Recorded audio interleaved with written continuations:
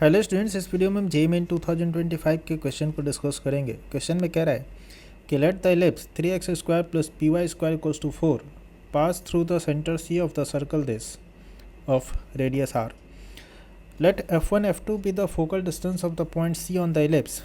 तो आपको कह रहा है कि 6 f1 f2 माइनस r का वैल्यू क्या होगा, ये हमको फाइंड आउट करना है।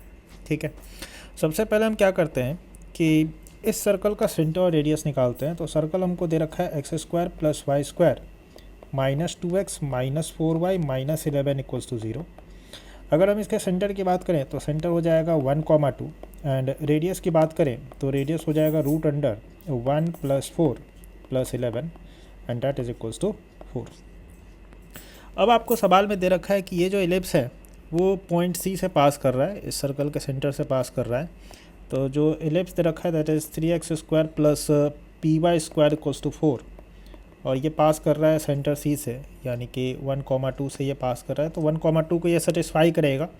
तो यहाँ पर हम लिख सकते हैं कि 3 plus 4p is equals to 4। So further हम इसको लिख सकते हैं 4p इज इक्वल्स टू 1 हो जाएगा एंड p बराबर आपका हो जाएगा 1/4। p इज इक्वल्स टू 1/4 हो जाएगा। ठीक है, अगर हम p का वैल्यू यहाँ पर पुट करें तो एलिप्स का जो इक्वेशन बनेगा हमारे पास, एलिप्स का इक्वेशन कुछ इस तरह से बनेगा 3x² प्लस p के जगह पर 1/4 पुट करेंगे तो y²/4 इज इक्वल्स टू 4। इसको अगर स्टैंडर्ड इक्वेशन के फॉर्म में लिखें तो ये हो जाएगा 3x² plus y² is equals to 1 and further इसको हम इस तरह से लिख सकते हैं कि x² 4/3 plus y² is equals to 1। अब इस एलिप्स में अगर आप देखेंगे तो b² a² से बड़ा है, b² a² से बड़ा है, यानी कि b भी आपका a से बड़ा होगा। तो इसका मतलब ये आपका वर्टिकल एलिप्स है। तो ये आपका कुछ वर्टिकल एलिप्स करके है।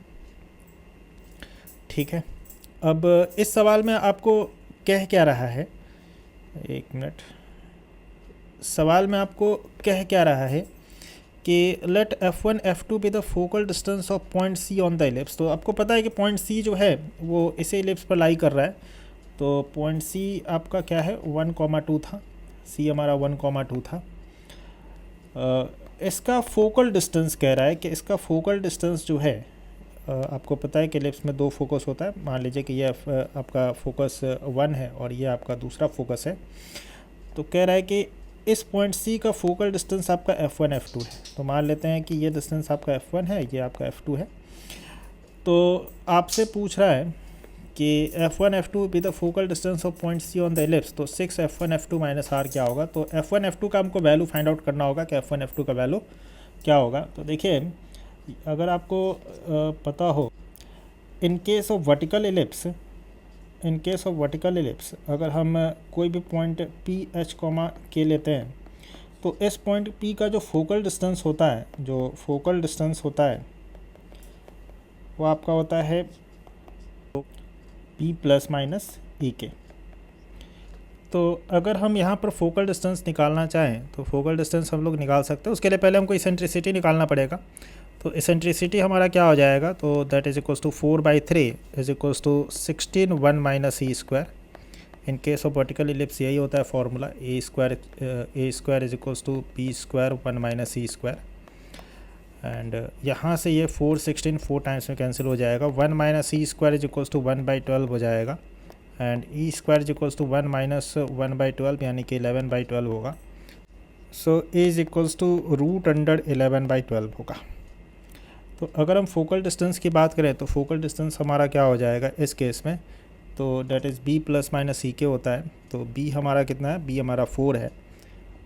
तो फोकल डिस्टेंस हो जाएगा आपका 4 plus minus root under 11/12 into के इस केस में आपका हो जाएगा 2। So 4 plus minus root 11 by, अगर हम इसकी बात करें तो ये हो जाएगा 2√3 इंटू 2। सो 2 से 2 कैंसिल हो जाएगा। तो फोकल डिस्टेंस आपका क्या हो जाएगा 4 प्लस माइनस रूट 11/3।